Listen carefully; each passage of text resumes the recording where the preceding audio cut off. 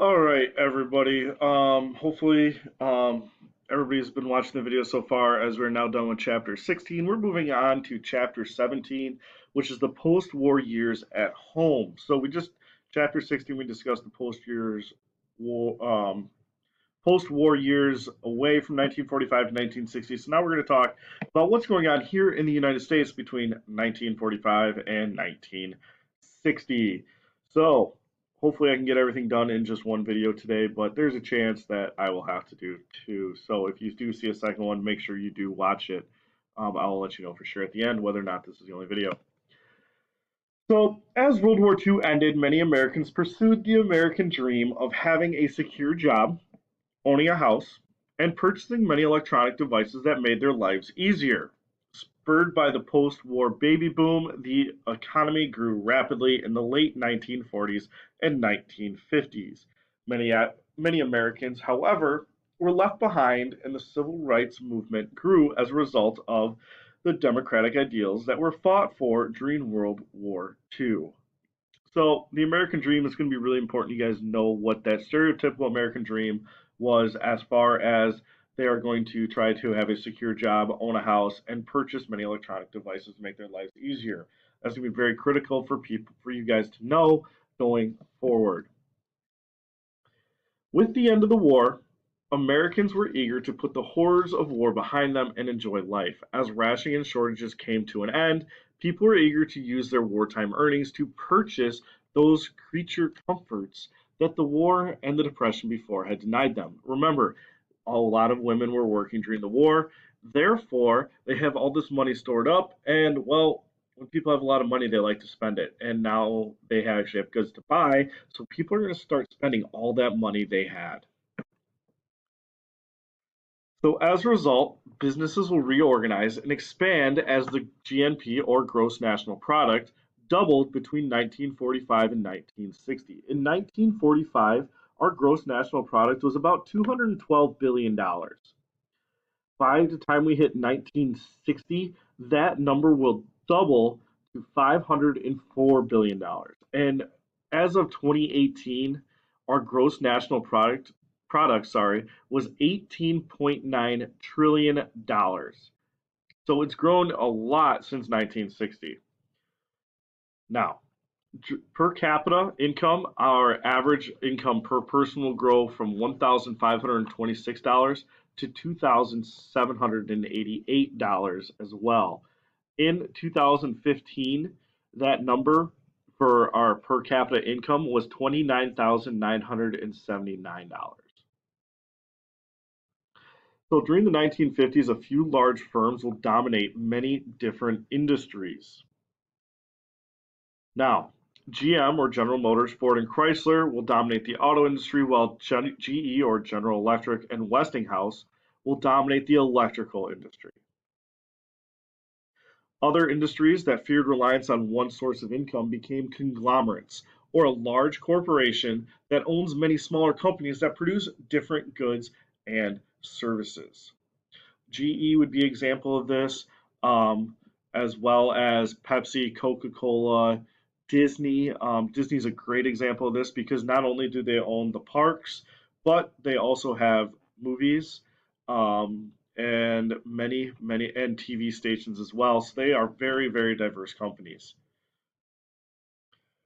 Another thing that will come about in 1954 will be Ray Kroc purchasing a franchise or the right to open a restaurant using a parent company's brand and name and system.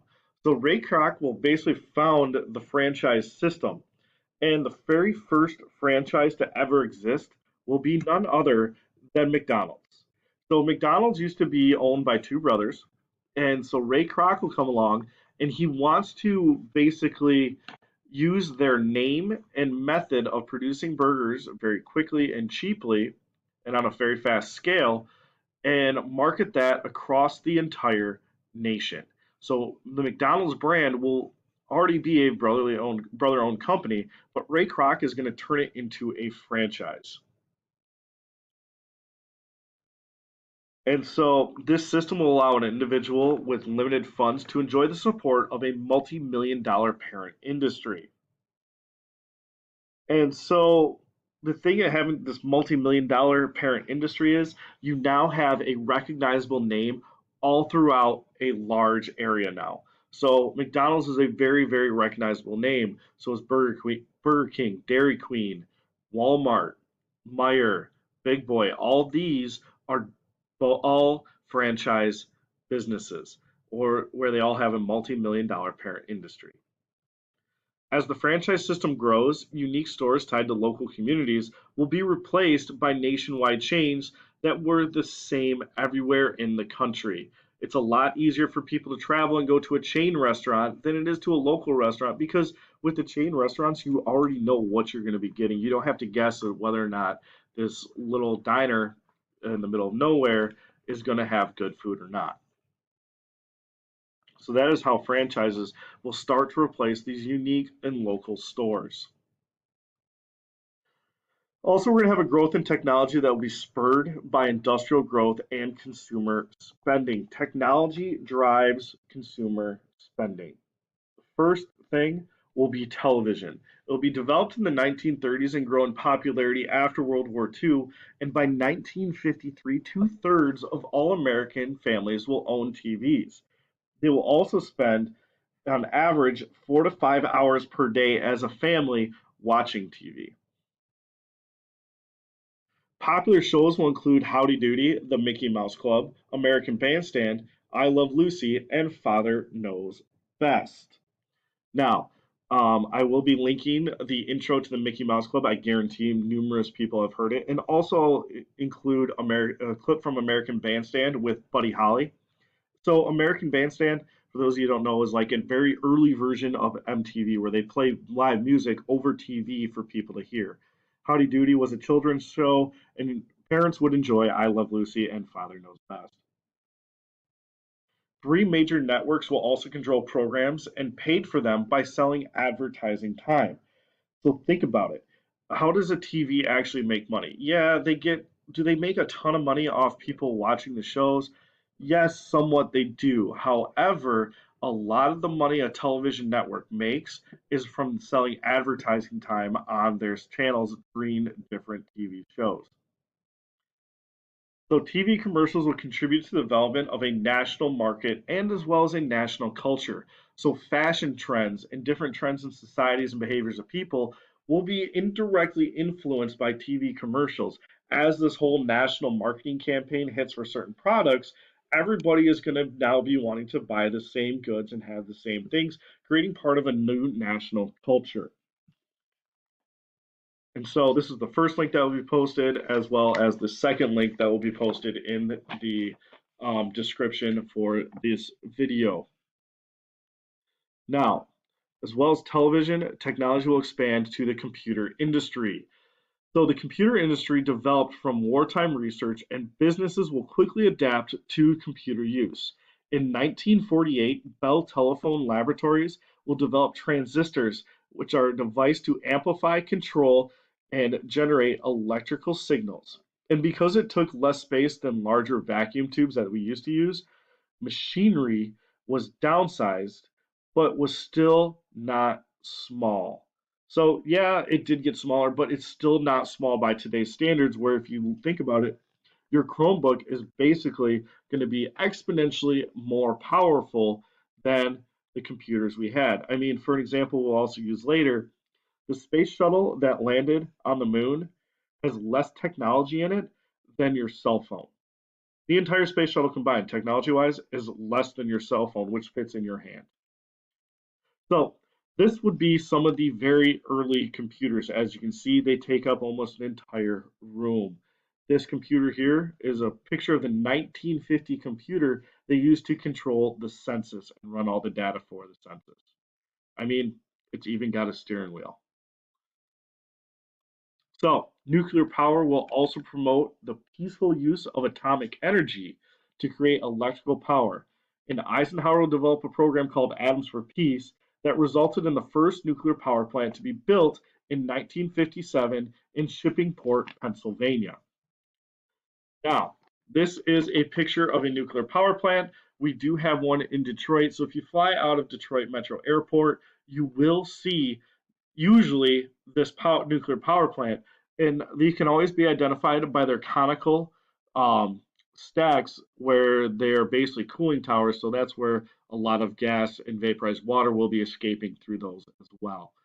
And nuclear power, yes, it's going to be a very good thing, but it will have its complications, which we'll discuss in a later chapter.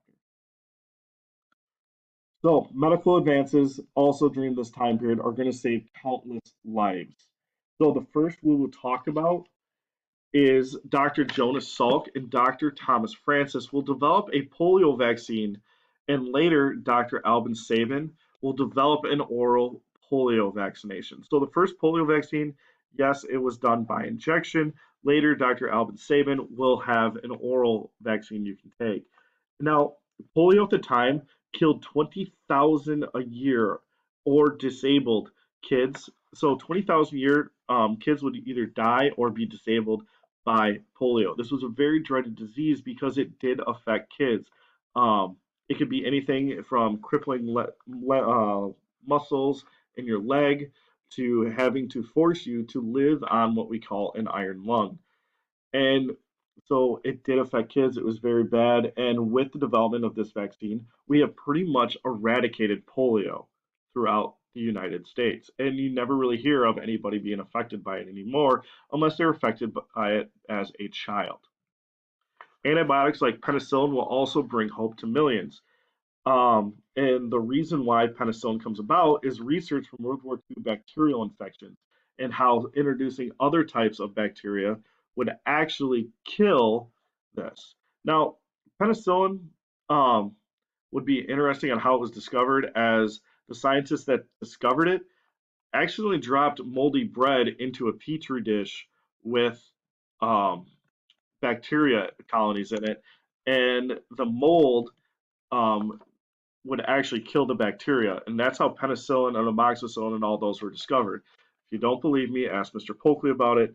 He will tell you all that it is actually a true story that this guy had terrible lab practices, and that's how we accidentally discovered penicillin.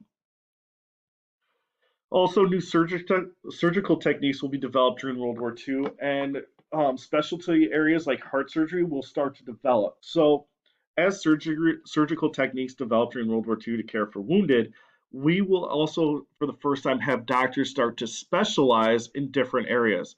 And just an example of that would be heart surgery. So, this is where we are going to stop today.